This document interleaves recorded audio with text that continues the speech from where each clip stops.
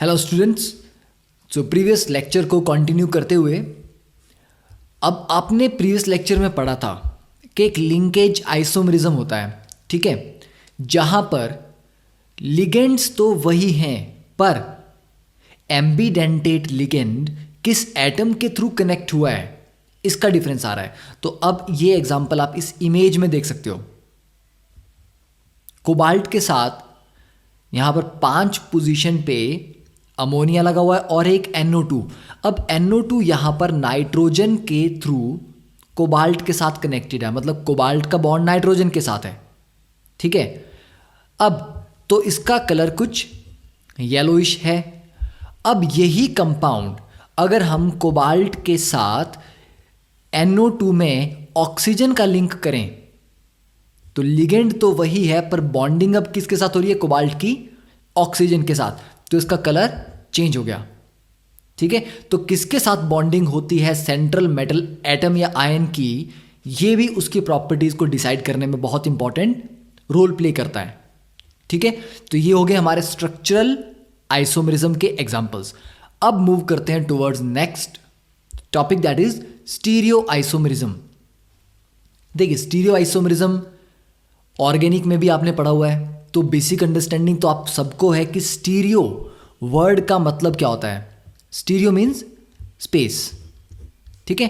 तो स्पेस में कुछ डिफरेंस आ रहा है, मतलब स्पेस में किस चीज़ में डिफरेंस आएगा? डिफरेंस इसमें आएगा कि सेंट्रल मेटल के साथ जो लिगेंड्स लगे थे, लिगेंड्स वही हैं, सेंट्रल मेटल एटम या आयन भी वही है, पर वो किस तरह से लगे हुए हैं, ठीक है। किस तरह से मतलब ये नहीं कि जैसे नाइट्रोजन के थ्रू लगा है या ऑक्सीजन के थ्रू लगा है, नहीं। जो कनेक्टिविटी है मतलब बॉन्ड भी एग्जैक्टली वही है, ठीक है। तो आप ये बोल सकते हो कि सेंट्रल एटम वही है, लिगेंड्स वही हैं। हाँ, अब डिफरेंस क्या है कि लिगेंड स्पेस में एक दूसरे के रिस्पेक्ट में कैसे लगे हैं। जैसे कि मैं बोल दूँ ये ए और ए यहाँ पर ऑपोजिट है, ठीक है, और ये बी और ये सी, तो ये 4 हुए। अब इन चारों में लिगेंड आपके पास कितने हैं? ए के 2 है और एक बी है और एक सी है। अब ए और ए आपस में 180 डिग्री पे लगे हुए हैं। अगली बार मैं क्या कर सकता हूं? मैं ये कर सकता हूं कि ए और ए को एडजेसेंट पोजीशन पे अगल बगल में लगा दूं 90 डिग्री पे। तो मैंने लिगेंड चेंज नहीं किए। हाँ, लिगेंड एक दूसरे के रिस्पेक्ट में कहां अटैच्ड हैं, इसका डिफरेंस है, ठीक है। तो आप इसको ऐसे भी समझ सकते हैं कि सेंटर पे ये आप खड़े हैं और ये 4 आपके दोस्त हैं। अब आपके दोस्त एक पर्टिकुलर अरेंजमेंट में खड़े हुए हैं। अब उनका अरेंजमेंट अगर हम थोड़ा सा डिफरेंट कर दें तो वो बेसिकली क्या होगा? एक नया स्टीरियो आइसोमर। तो स्टीरियो आइसोमर्स में लिगेंड्स भी वही होते हैं, सेंट्रल एटम भी वही होता है, फॉर्मूला भी वही होता है कंपाउंड का, पर उनका स्पेस में अरेंजमेंट थोड़ा डिफरेंट होता है। तो इस तरह से जब 2 कंपाउंड्स आपस में रिलेटेड होते हैं तो उनको कहा जाता है स्टीरियो आइसोमर्स, और इस फिनोमिना को कहते हैं स्टीरियो आइसोमेरिज्म। तो अभी आपने डेफिनेशन आपने ये इसको नोट कर लो, ठीक है। अब इसकी प्रॉपर अंडरस्टैंडिंग आएगी जैसे हम धीरे धीरे एग्जाम्पल करते जाएंगे, ठीक है। ऐसा नहीं है कि अभी मैंने आपको डेफिनेशन बताई तो आपको सब कुछ समझ आ जाएगा, ठीक है। थोड़ा सा डाउट रहेगा माइंड में, तो जस्ट थोड़ा वेट करो, कुछ एग्जांपल देखेंगे तो चीज़ें क्लियर होती जाएंगी, ठीक है। अब देखिए स्टीरियो आइसोमरिज्म भी 2 टाइप के होते हैं। एक कैटेगरी होती है ज्योमेट्रिक आइसोमरिज्म की और एक होता है ऑप्टिकल आइसोमरिज्म। तो पहले हम पढ़ेंगे ज्योमेट्रिकल या ज्योमेट्रिक आइसोमरिज्म। देखिए ज्योमेट्रिक आइसोमरिज्म का मतलब कि ज्योमेट्री का डिफरेंस आ रहा है, ठीक है। वर्ड से आप अंदाजा लगा सकते हो कि ज्योमेट्री का डिफरेंस आ रहा होगा। अब this type of isomerism arises in heteroleptic complexes. अब हेट्रोलेप्टिक का मतलब है कि एक से ज़्यादा लिगेंड तो होने चाहिए। अब मेटल के चारों तरफ अगर हम बोलें, चारों पोजीशन जो वो ए ने ऑक्यूपाई किए हैं, तो मैं ए को किन्हीं भी 2 को अदल बदल कर दूं, उससे कोई फर्क तो पड़ने ही नहीं वाला, ठीक है ना। कम से कम मुझे एक और तो डिफरेंट चाहिए, 4 में से एक तो डिफरेंट हो, मान लो एक मैंने बी कर दिया, अभी भी डिफरेंट नहीं आया, डिफरेंस नहीं आएगा। क्यों नहीं आएगा? बी के ऑपोजिट में भी ए है, अगल बगल दोनों तरफ ए है। अब बी को मैं कहीं भी और पोजीशन पे रखूं, अरेंजमेंट वही होगा कि उसके लेफ्ट में, उसके राइट में और उसके ऑपोजिट साइड सेम ही चीज़ होगी। ठीक है। हाँ, अगर मैं एक और बी ले आऊं यहाँ पे, अब हम बोल सकते हैं कि राइट नाउ दोनों बी 180 डिग्री पे हैं। ठीक है। या आप बोल सकते हैं कि दोनों ए भी 180 डिग्री पे हैं। अब इसको और कैसे लिख सकते हैं? बी और बी को अगल बगल में लिख दो, ए और ए को अगल बगल में लिख दो। तो अब बी और बी एडजेसेंट हैं एक दूसरे से। ठीक है। तो ये दो अलग अलग अरेंजमेंट हैं। क्या डिफरेंस है? ज्योमेट्री में। ठीक है। तो ये बेसिकली स्टीरियो आइसोमरिज्म है, और स्पेसिफिकली कहा जाए तो ये ज्योमेट्रिक आइसोमरिज्म है, क्योंकि ऑप्टिकल आइसोमरिज्म की जो डेफिनेशन है वो कुछ और है। वो non super imposable mirror images होती हैं। यहाँ पर ये स्ट्रक्चर और ये स्ट्रक्चर मिरर इमेजेस तो बिल्कुल भी नहीं है। ठीक है। तो ये मत सोचना कि सर ये ऑप्टिकल क्यों नहीं है, क्योंकि ये मिरर इमेजेस नहीं हैं। क्लियर है? तो ज्योमेट्रिक आइसोमरिज्म में क्या क्या एग्जांपल आएंगे? Cis trans. ठीक है। तो जो भी सिस ट्रांस आइसोमरिज्म होता है वो बेसिकली ज्योमेट्रिक आइसोमरिज्म ही होता है। तो मैक्सिमम बच्चे इसको ऐसे भी याद रखते हैं कि जो सिस ट्रांस वाला आइसोमरिज्म है उसी को ज्योमेट्रिक आइसोमरिज्म बोलते हैं। तो this type of isomerism arises in heteroleptic complexes due to different possible geometric arrangements of the ligands, के लिगेंड्स आसपास कैसे लगे हुए हैं। अब उनमें सिस किसको बोलते हैं? सिस हम वर्ड तब यूज करते हैं when two similar ligands are, कैसे लगे होते हैं? ऑपोजिट साइड या अगल बगल में? Are adjacent. ठीक है। जब सिमिलर, अगल बगल में, एडजेसेंट टू ईच अदर, तो उसको बोलते हैं सिस। तो ऑब्वियस ही बात है कि फिर ट्रांस किसको बोलेंगे? ट्रांस हम बोलेंगे जब दोनों लिगेंड्स सिमिलर, ठीक है ना, सिमिलर मतलब ए और ए अगल बगल में है तो सिस हो गया। ए और ए 180 डिग्री पे हैं, ऑपोजिट हैं, तो trans. Two similar ligands are opposite to each other. ठीक है। तो ये तो होगी सिस और ट्रांस की डेफिनेशन। अब आपने क्या करना है, देखिए अभी पॉज करके आप इसको नोट डाउन कर सकते हैं, और साथ के साथ आगे से आपने ये डेफिनेशन तो अब तक लिखी होगी। ये वाला जो 5 पॉइंट्स हैं, ठीक है, इनको पहले आप नोट कर लो। नोट करने के साथ साथ फिर मैं इसको एक्सप्लेन कर दूंगा आपको। ठीक है। तो पहले आप पॉज करके वीडियो इसको नोट डाउन कर लो।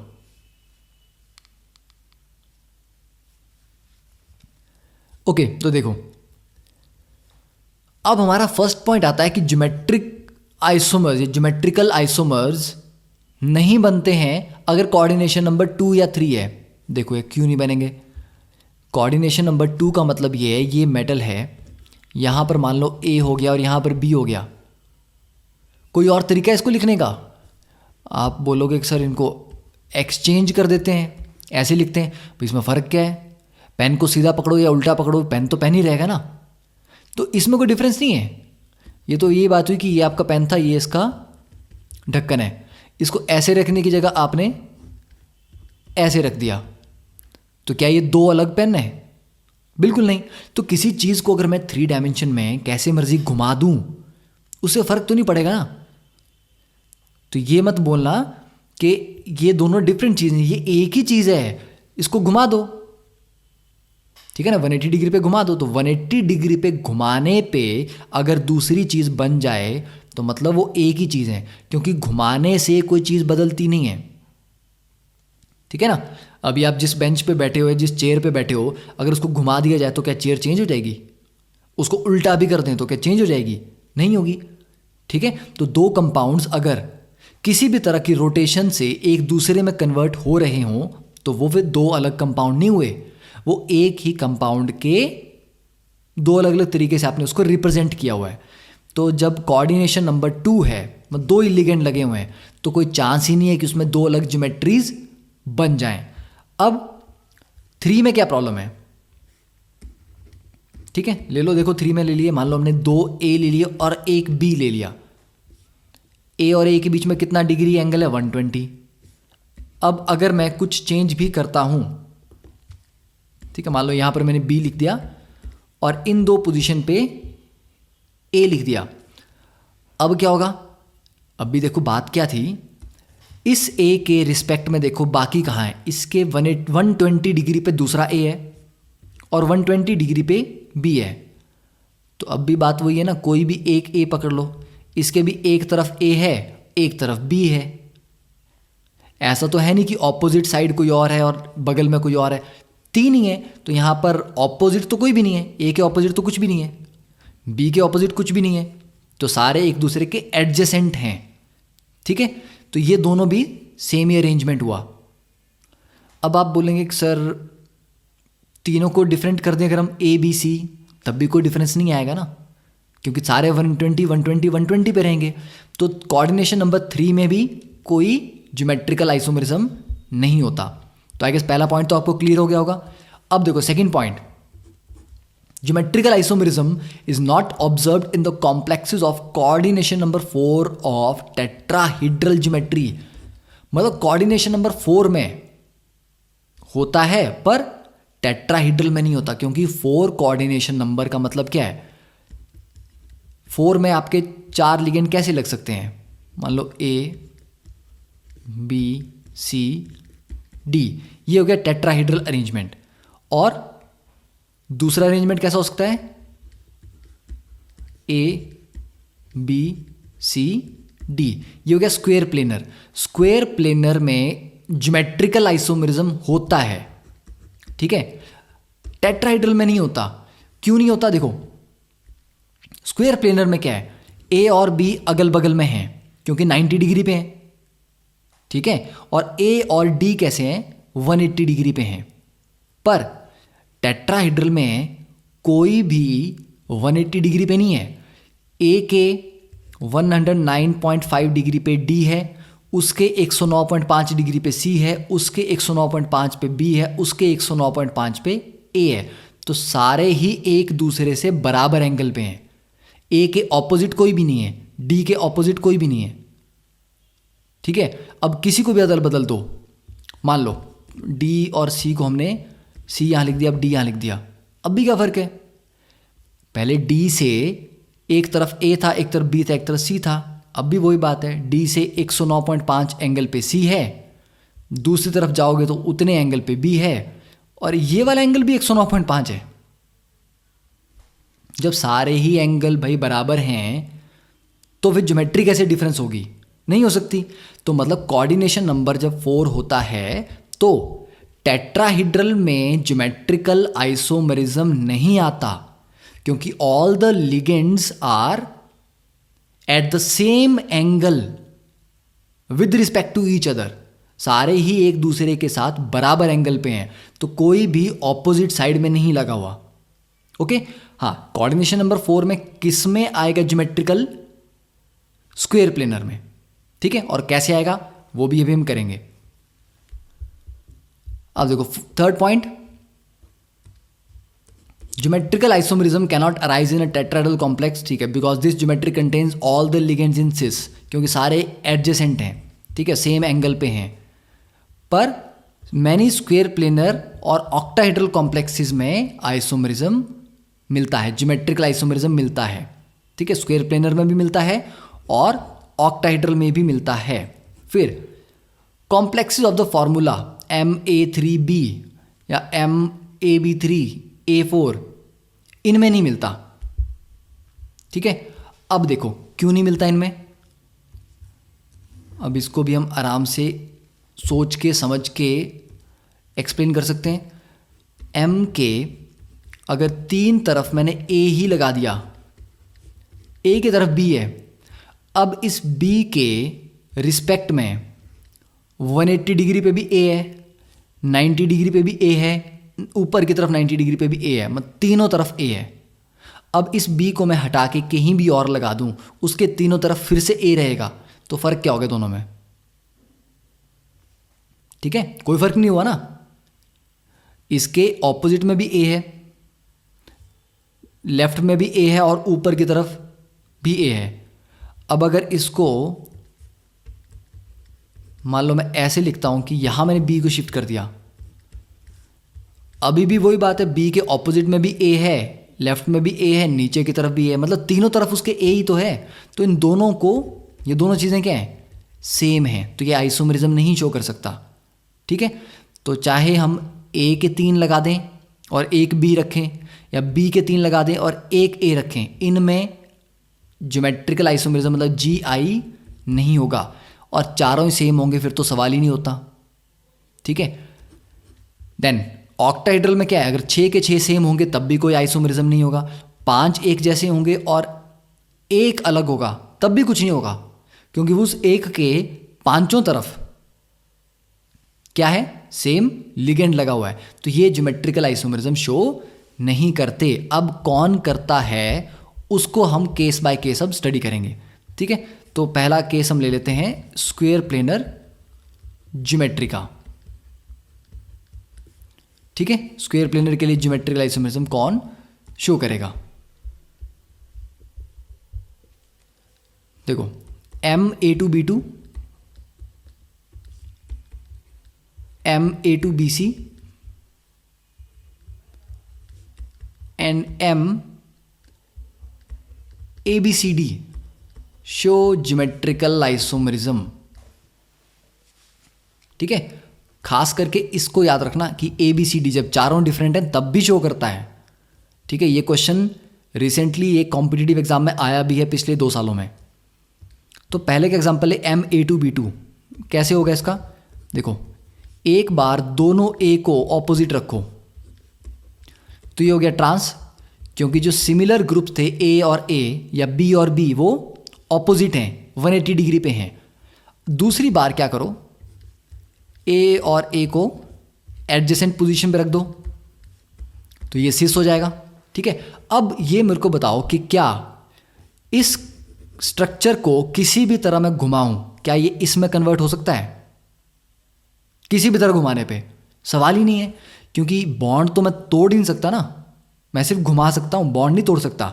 तो ए और ए जब ऑपोजिट पोजीशन पे लगे हुए हैं वो कभी भी एडजेसेंट तो नहीं आएंगे, अनलेस अनटिल मैं ये बॉन्ड तोड़ूं, ये बॉन्ड तोड़ूं, ए को लेफ्ट में लगाऊं, बी को राइट में लगाऊं, बिना बॉन्ड तोड़े मैं इस स्ट्रक्चर को, ट्रांस को सिस में कन्वर्ट नहीं कर सकता।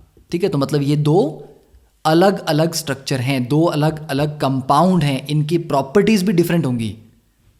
ठीक है, तो ये MA2B2 के लिए आ गया। फिर A2BC, अब देखो ए के तो 2 है ना, अब एक बार क्या करना है, दोनों ए को ऑपोजिट रखो, BC को तो बाकी 2 पोजीशन पे लगा दिया। अब ए और ए को एडजेसेंट रख लो, अब एडजेसेंट कहीं भी हो सकता है, ये 2 भी एडजेसेंट हैं, ये 2 भी एडजेसेंट हैं, ये 2 भी एडजेसेंट हैं। ठीक है, ऑपोजिट का मतलब है 180 डिग्री पे, एडजेसेंट का मतलब है 90 डिग्री पे। ठीक है, तो यहां बी लगा दिया, यहां सी लगा दिया। अब ए और ए 180 डिग्री पे हैं, तो सिमिलर लिगेंड जब 180 डिग्री पे हो ऑपोजिट तो ट्रांस, और जब 90 डिग्री पे हो तो सिस, तो ये आ गया सिस ट्रांस। ठीक है, ABCD, इसमें बच्चे कंफ्यूज होते हैं कि सर यहां पर तो चारों डिफरेंट है, तो सिमिलर लिगेंड ऑपोजिट आएगा या एडजेसेंट आएगा, ये कैसे होगा, तो चारों के चारों डिफरेंट है। देखो यहां पर हमें क्या करना पड़ता है, यहां हमें डिफाइन करना पड़ता है। ठीक है, हम क्या करेंगे, पहले MABCD 4 ले लिए। अब क्या करो, अब इसको देखो, ऐसा नहीं बोल रहा कि ऐसे ही ड्रॉ करना है, तुम कैसे भी ड्रॉ करो, तुम सी को लेफ्ट में लिखो, ऊपर लिखो, कहीं भी लिखो, एक तरह से लिख लो।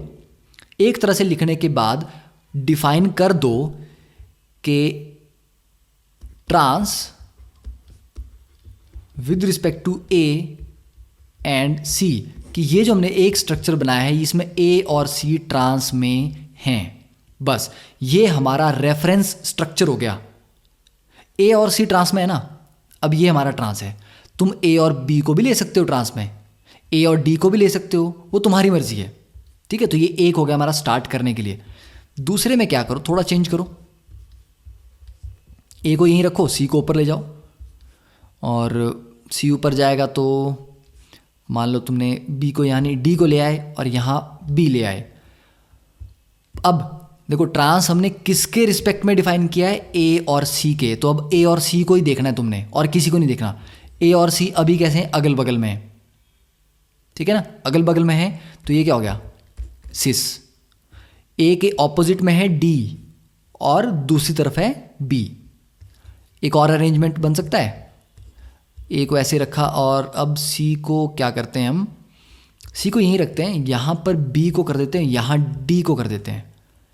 अभी भी क्या है, ए और सी तो अगल बगल में हैं, पर यहाँ पर ए के ऑपोजिट में डी था, अब बी आ गया, तो मतलब ये दोनों हैं तो सिस, ये भी सिस है, ये भी सिस है, पर दोनों के ज्योमेट्री में फर्क है, क्योंकि ए के ऑपोजिट में डी था, अब बी है, ठीक है।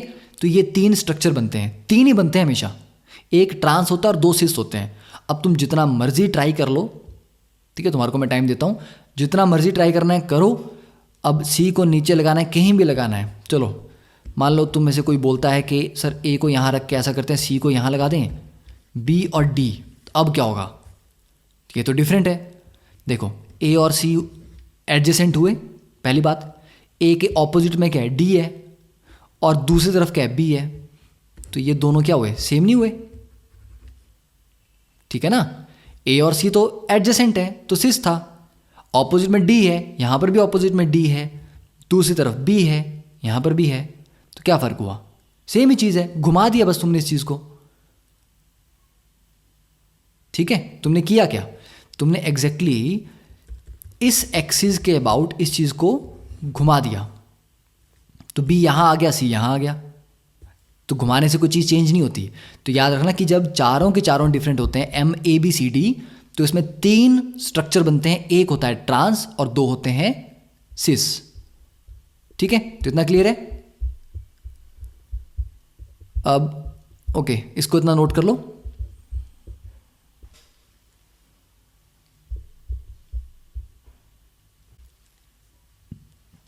ठीक है, अब इतना नोट कर लिया। अब इसका एक एग्जाम्पल हम जो कर सकते हैं, दैट इज सिस प्लाटिन, ठीक है, या सिंपल प्लाटिन, मतलब PTNH3 ट्वाइस Cl2। तो ये क्या है, Ma2B2।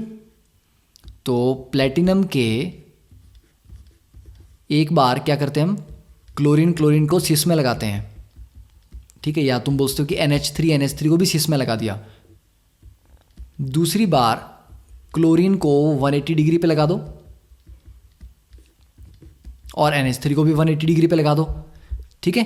तो यहां पर ये हो गया सिस, ये हो गया ट्रांस, इसको बोलते हैं सिस प्लाटिन। तो ये क्या हो जाएगा, ट्रांस प्लाटिन। सिस प्लाटिन एक एंटी कैंसर ड्रग है। तो ये क्वेश्चन रिसेंटली जेई मेंस में एक बार आ चुका है, ठीक है। सिस प्लाटिन एक एंटी कैंसर ड्रग है, ओके। तो ये तो कर लिया हमने अब स्क्वायर प्लेनर ज्योमेट्री के लिए। अब नेक्स्ट करते हैं हम ऑक्टाहेड्रल के लिए। अच्छा, ऑक्टाहेड्रल से पहले मैं एक सिंपल सा क्वेश्चन तुम्हें देता हूं। हमारे पास है MAB ट्वाइस, मतलब बाइडेंटेट लिगेंड है, ठीक है। तो बाइडेंटेट लिगेंड दो लगे हुए हैं, तो क्या ये स्ट्रक्चर स्क्वायर प्लेनर है, ठीक है। याद रखो कि ये स्ट्रक्चर स्क्वायर प्लेनर है, तो क्या इसमें ज्योमेट्रिकल आइसोमेरिज्म हो सकता है, ठीक है। AB is a bidentate ligand और दो लगे हुए हैं, ओके। तो अभी वीडियो पॉज करके ट्राई करो कि इसमें ज्योमेट्रिकल आइसोमेरिज्म होगा कि नहीं होगा, और होगा तो क्या स्ट्रक्चर होगा, और नहीं होगा तो क्यों नहीं होगा। तो देखो, अब आई डोंट नो कि तुम लोगों ने कितना ट्राई किया। M के साथ AB लगाना है, मतलब मान लो ये A और B ऐसे लगे हुए हैं, ठीक है, और दूसरी तरफ भी ये ऐसे ही लगे हुए हैं। इस टाइम मैं बोल सकता हूं कि B और A ऑपोजिट साइड है, ठीक है, या तुम बोलते हो कि ए और ए एडजेसेंट है, तो ए बी ऑपोजिट है या ए और ए एडजेसेंट है। दूसरा अरेंजमेंट ऐसे हो सकता है कि एम के साथ यहाँ तो ए बी ऐसे लगा हुआ है, यहाँ पर ये ऐसे लगा हुआ है, तो बी और बी ऑपोजिट हुए ना, तो इसको हम ट्रांस बोल सकते हैं, इसको हम सिस बोल सकते हैं। तो मतलब एम ए बी ट्वाइस, इस तरह का अरेंजमेंट भी ज्योमेट्रिकल आइसोमरिज्म शो कर सकता है। ठीक है, और भी बहुत सारे केसेस होते हैं, पर हमने बहुत ज़्यादा डिटेल में तो भी जाना नहीं है।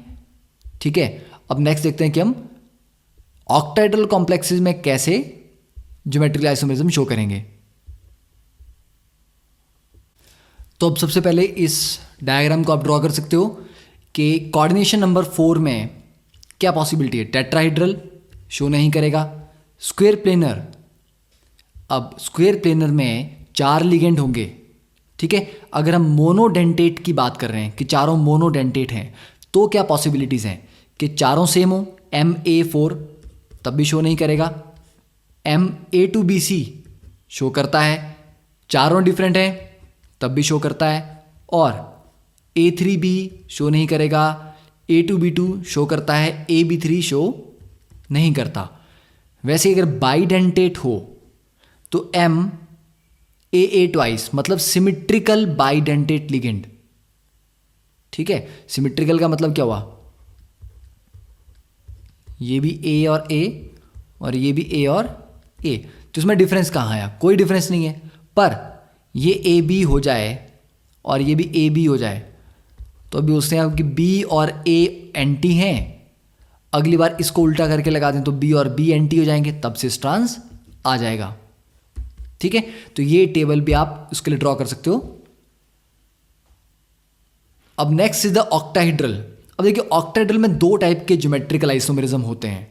One is cis trans and the other is facial and meridional. ठीक है, तो सबसे पहले तो इसमें क्या क्या है, एक सिस ट्रांस वाला है और एक है फैक्मर। ठीक है, मतलब फेशियल मेरिडियनल। तो पहले हम बात करते हैं सिस ट्रांस वाले की।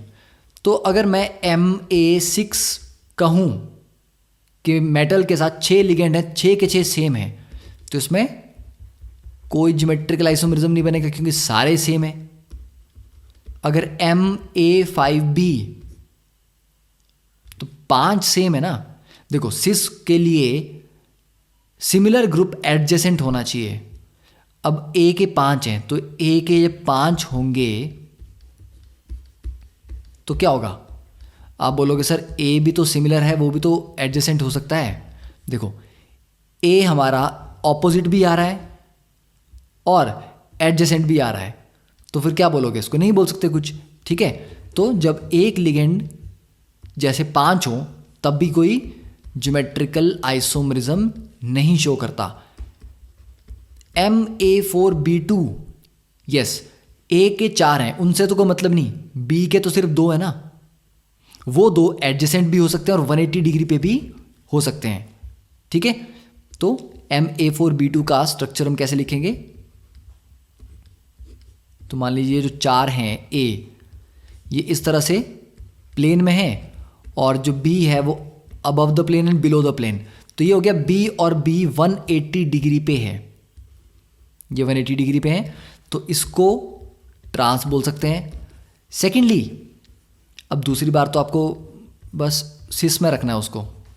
ठीक है, तो एक B यहाँ लगा लो, दूसरा B इस पोजीशन को छोड़ के और कहीं भी लगा लो, मान लो यहाँ लगा दिया, तो बाकी पोजीशन पे A रह जाएगा।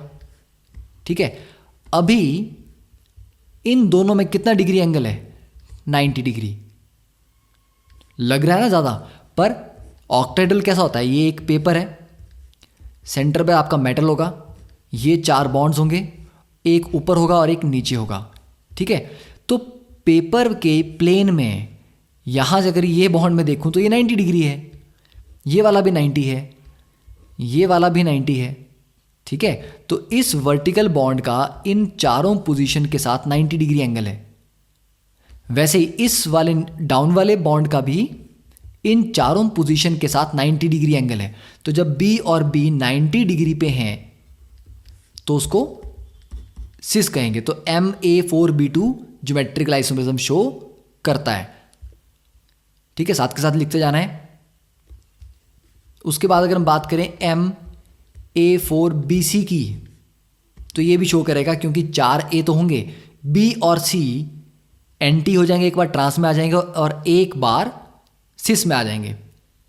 ठीक है, फिर उसके बाद Ma2B2C2 ये भी शो करेगा। A और A ट्रांस आ जाएंगे, एक बार B और B ट्रांस में आ जाएंगे, C और C ट्रांस में आ जाएंगे। इस तरह से टोटल 5 स्ट्रक्चर इसमें बनेंगे। ठीक है, A4BC में बनेंगे 2, मतलब एक सिस एक ट्रांस। A2B2C2 में बनेंगे टोटल 5। ठीक है, और A4B2 में भी 2 ही बनेंगे, एक सिस और एक ट्रांस। क्लियर। अब वैसे ABCDEF ऐसा भी कर सकते हैं कि मेटल के साथ 6 के 6 डिफरेंट हो, तब भी होगा। ठीक है ना, अगर आप लिख लें इसको कि ABCDEF सारे डिफरेंट कर रहे हैं तब भी होगा, और इसमें टोटल 15 बनते हैं। कॉम्प्लिकेटेड है, इसको बनाने की ज़रूरत नहीं है, सिर्फ याद रख सकते हो ज़्यादा से ज़्यादा। अब सेकंड कैटेगरी की बात करते हैं, फेशियल एंड मेरिडियनल। ठीक है, फेशियल एंड मेरिडियनल। अब ये किस कैटेगरी में आता है? ये तब शो होता है जब आपके पास MA3B3 करके हो। ठीक है, MA3B3। अब 2 तरीके हैं। MA3B3 में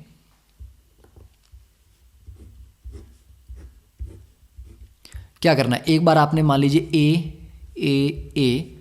AAABBB, जब आपका लाइन में ए के बाद ए के बाद ए, मतलब तीनों लिगेंड लाइन से आपको क्लॉकवाइज दिख रहे हैं या एंटी क्लॉकवाइज दिख रहे हैं, बीबी एक के बाद एक तीनों इकट्ठे आ रहे हैं।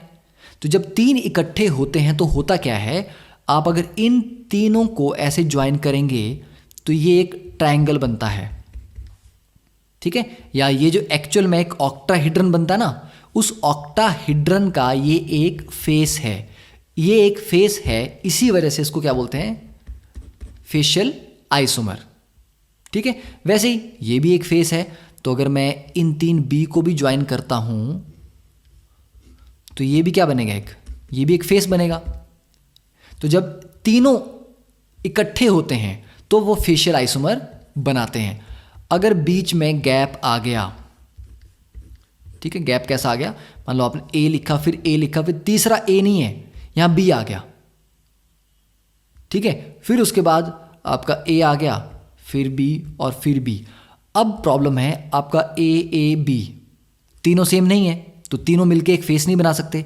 यहां पर भी अगर मैं बनाऊं तो ये 2B और A नहीं बनेगा, तो कोई फेस नहीं बन रहा। तो इस मतलब एक बनेगा फेशियल, जो दूसरा अरेंजमेंट होगा वो हमेशा फिर क्या होगा, मेरिडिनल। ठीक है, इसको MER मर से डिनोट करते हैं। तो ये है, तो ये किस में होता है, सिर्फ MA3B3 टाइप के स्ट्रक्चर में होता है। ठीक है, अब एक और केस हमारे पास है, सिस ट्रांस का ही केस है, जहां पर बाइडेंटेट लिगेंड है। ठीक है ना, सिस ट्रांस में बोल रहा हूं मैं आपको, तो उसको आप एक्स्ट्रा नोट कर सकते हो। जैसे कि ये एक स्ट्रक्चर है, मान लीजिए 2 क्लोरीन है और 2 है हमारे पास इथाइलिन डायमीन। ठीक है, तो एक तो ऐसा हो गया, मतलब आपका जो फॉर्मूला है COEN ट्वाइस Cl2, ये आ गया फॉर्मूला आपका। तो दोनों क्लोरीन को हमने एडजेसेंट पोजीशन पे रखा है, तो ये हो जाएगा सिस। अब दोनों क्लोरीन को हम 180 डिग्री पे भी रख सकते हैं, और एक इथाइलिन डायमीन को ऐसे रख दीजिए, दूसरे इथाइलिन डायमीन को ऐसे रख दीजिए, तो ये हो जाएगा ट्रांस। ठीक है, तो बाइडेंटेट लिगेंड्स में इस तरह का भी अरेंजमेंट पॉसिबल है। ओके, तो अब मुझे लगता है कि ऑक्टाहेड्रल में भी जो बेसिक केसेस हैं वो तो आप डेफिनेटली कर लेंगे, और साथ ही साथ आपको NCERT की एक्सरसाइज के कुछ क्वेश्चन भी प्रैक्टिस करने हैं। ठीक है, तो नेक्स्ट लेक्चर में अब हम कंटिन्यू करेंगे विद द ऑप्टिकल आइसोमेरिज्म। ठीक है, ज्योमेट्रिकल कंप्लीट हो गया, ऑप्टिकल करेंगे, फिर जब एक्सरसाइज इसकी आएगी लास्ट में एनसीईआरटी के एक्सरसाइज, तो वहाँ पर भी कुछ क्वेश्चन होंगे, उनको सॉल्व करने के बाद आपका डेफिनेटली ये टॉपिक टोटली क्लियर हो जाएगा। ठीक है, तो नेक्स्ट लेक्चर में मिलते हैं फिर विद ऑप्टिकल आइसोमेरिज्म।